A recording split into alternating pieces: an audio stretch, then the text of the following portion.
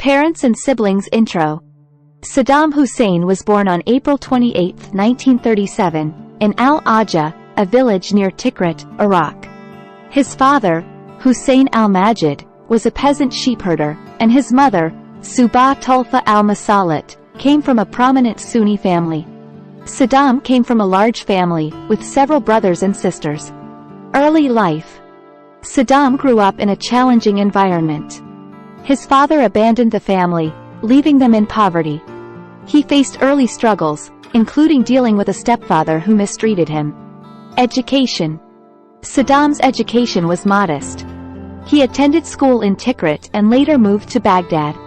He showed an early interest in politics and joined the Arab Socialist Ba'ath Party in the late 1950s. Affairs, spouses, and children. Saddam Hussein had several marriages and numerous children. His most well-known spouse was Sajida Talfa, and together they had several children. Personal wealth. Saddam Hussein controlled Iraq's vast oil wealth during his rule, which provided him with immense personal wealth. However, his primary focus was on maintaining his grip on power. Influence. Saddam's influence extended throughout Iraq and the wider Middle East during his rule. He was a ruthless dictator who maintained his regime through fear and oppression. Achievements. Saddam's rise to power within the Ba'ath Party led to his appointment as Vice President of Iraq in 1968 and later as President in 1979. He initiated various ambitious projects in Iraq, including large-scale infrastructure development.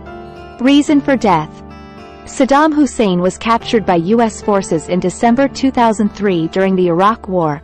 He faced trial for crimes against humanity, including the brutal suppression of political opponents and the gassing of Kurdish civilians. He was executed on December 30, 2006, by hanging. Place and time of death. Saddam was executed in Baghdad, Iraq, in the early hours of the morning. His execution marked the end of a dark chapter in Iraqi history. Legacy. Saddam Hussein's legacy is highly controversial. While some Iraqis view him as a brutal dictator, others remember his rule as a time of stability. His aggressive foreign policies, including the invasion of Kuwait, led to international conflicts. His capture and trial were seen as significant events in the post-Iraq War era. Additional points. Saddam's use of chemical weapons against Kurdish civilians in Halabja in 1988 remains a dark chapter in his legacy. The Gulf War in 1990-1991, triggered by Iraq's invasion of Kuwait, had far-reaching consequences for the region. Saddam's fall from power marked the beginning of a period of political instability and sectarian violence in Iraq. His leadership style, characterized by brutality and authoritarianism, shaped Iraq's political culture for decades.